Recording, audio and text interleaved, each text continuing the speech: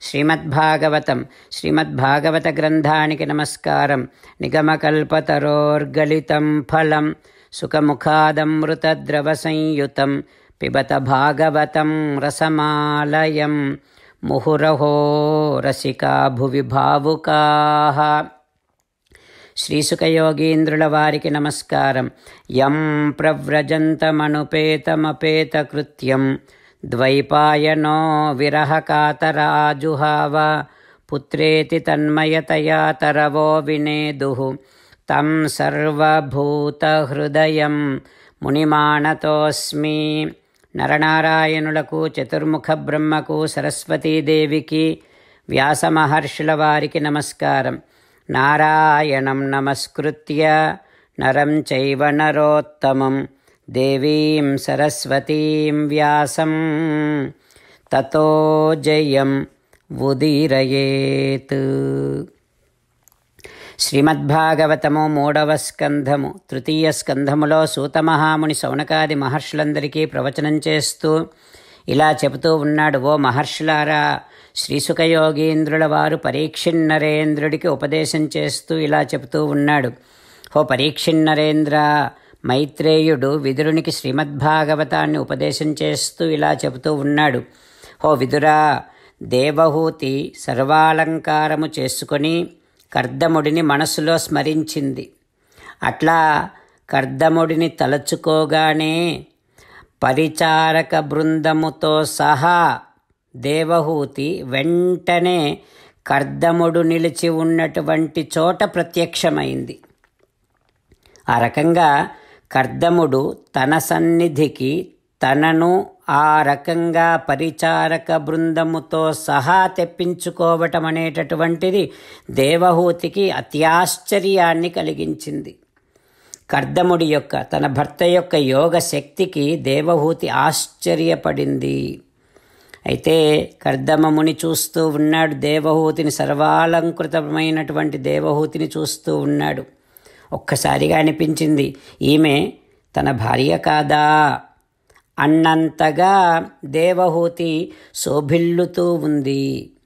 కర్దముడికి దేవహూతి మీద ఇష్టం పెరిగింది. విమానం తత్ ఆరోహయత్, దేవహూతిని విమాన సౌధములోనికి ఎక్కించుకున్నాడు కర్దముడు. లోకపాలురు అందరూ అనుభవించగలిగినటువంటి భోగములన్నీ ఆ విమాన సౌధంలోనే ఉన్నాయి.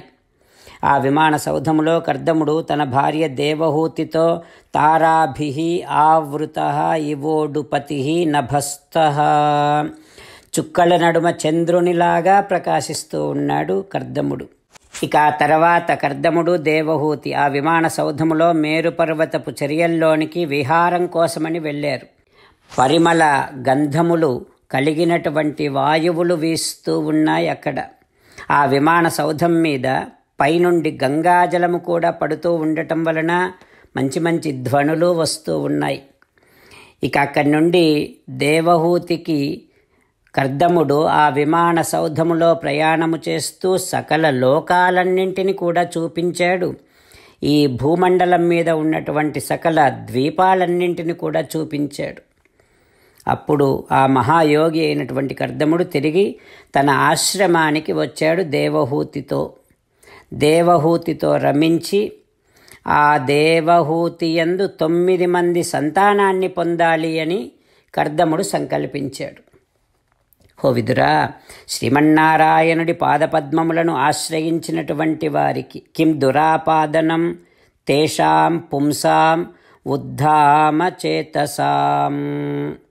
ఆ రకంగా శ్రీమన్నారాయణుడి పాదపద్మముల యందే స్థిరంగా వారి వారి మనస్సులను నిలపగలిగినటువంటి మహాయోగులకు సాధించలేనిదంటూ ఏముంటుంది కనుక అంటూ మైత్రేయుడు కర్దమ ప్రజాపతి యొక్క వైభవాన్ని విదురునికి వివరిస్తూ ఉన్నాడు.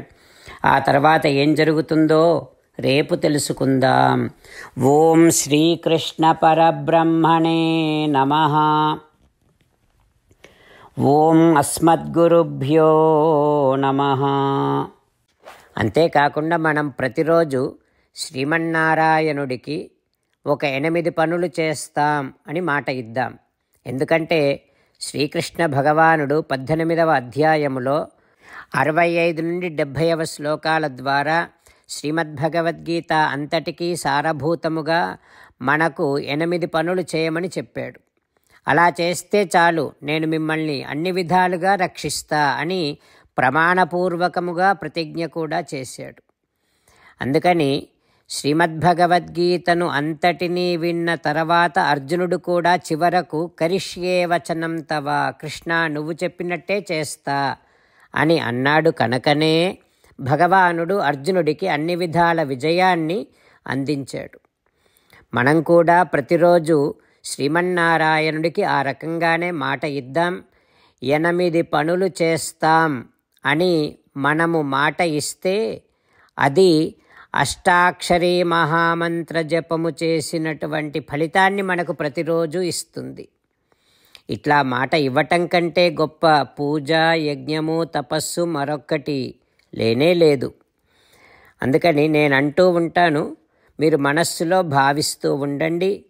ఈ రకంగా మనము మాట ఇస్తూ ఉంటే శ్రీకృష్ణ భగవానుడి ముఖారవిందములో కలిగేటటువంటి ఆనందాన్ని మనం ప్రతిరోజు దర్శిద్దాం, ఆస్వాదిద్దాం. జై శ్రీమన్నారాయణ. హో శ్రీమన్నారాయణ, నువ్వు చెయ్యమన్నట్టే నేను నిన్నే సంతతము ధ్యానము చేస్తూ ఉంటా. హో శ్రీమన్నారాయణ, నువ్వు చెప్పినట్టే నేను నీ భక్తుడిగానే ఉంటా.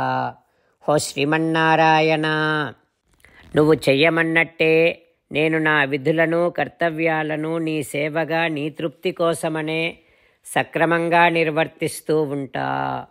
హో శ్రీమన్నారాయణ, నువ్వు చెప్పినట్టే నేను నీవాడిని అనే మహావిశ్వాసముతో నీకే నమస్కరిస్తూ ఉంటా. హో శ్రీమన్నారాయణ, మామేకం శరణం వ్రజ, నన్ను ఒక్కడిని మాత్రమే శరణు వేడుకో అని నువ్వే అన్నావు కనుక నేను నిన్ను ఒక్కడిని మాత్రమే శరణు వేడుకుంటా. హో శ్రీమన్నారాయణ, మా శుచః, ఇక దుఃఖించకు అని నువ్వే నాకు భరోసా ఇస్తున్నావు కనుక నేను ఇక దుఃఖించను. హో శ్రీమన్నారాయణ, నువ్వు చెప్పినట్టే నువ్వు నా కోసమని అనుగ్రహించినటువంటి శ్రీమద్భగవద్గీతను ప్రతిరోజు కనీసము 1 శ్లోకాన్నైనా జ్ఞాపకం చేసుకుంటూ శ్రీమద్భగవద్గీతను అనుసంధానము చేస్తూ ఉంటా. హో శ్రీమన్నారాయణ, నువ్వు చెప్పినట్టే నువ్వందరి కోసమని చెప్పినటువంటి శ్రీమద్భగవద్గీతను తెలియని భక్తులందరికీ తెలియచేసే నా వంతు ప్రయత్నాన్ని నేను నిరంతరము కొనసాగిస్తూనే ఉంటా. హో శ్రీమన్నారాయణ, నేను నువ్వు చెప్పినట్టే చేస్తా, నీకు నచ్చినట్టే ప్రవర్తిస్తా, నీకోసమే పని చేస్తూ ఉంటా. కరిష్యే వచనం తవ. జై శ్రీమన్నారాయణ. భక్తులకు ప్రత్యేకమైనటువంటి విజ్ఞాపన. మీకు అన్ని విషయాలలో వెంటనే మంచి ఫలితాలు రావాలి అనంటే ప్రతిరోజు 1 నిమిషం వెచ్చించి నారాయణాస్త్రాన్ని చదవండి. ఇక మీకు తిరిగే ఉండదు. నారాయణాస్త్రాన్ని పొందడానికి మీరేం చేయాలంటే నారాయణాస్త్రం అనే వెబ్సైట్కి వెళ్ళి మీ పేరు, మీ ఈమెయిల్ ఇస్తే మీ ఈమెయిల్కి నారాయణాస్త్రం PDF వస్తుంది. అందులో ఒక రామాయణ శ్లోకం, ఒక గీతా శ్లోకం, ఒక విష్ణునామం ఉంటాయి. ఆ 3ంటిని కలిపి నారాయణాస్త్రం అంటాం. ప్రతి ఒక్కరికి వేరువేరు శ్లోకాలను ఇస్తున్నాం. ఆ రకంగా ఎవరి శ్లోకాన్ని వారు ప్రతిరోజు తప్పనిసరిగా చదవటం వలన ప్రతిరోజు ప్రతి 24,000 భక్తులతో ఒకసారి సంపూర్ణ రామాయణ పారాయణ, 33 సార్లు శ్రీమద్భగవద్గీత పారాయణ, 24 సార్లు శ్రీ విష్ణు సహస్రనామ స్తోత్ర పారాయణ జరుగుతుంది. ప్రతి ఒక్కరికి అంతటి విశేష ఫలితము ప్రతిరోజు లభిస్తుంది.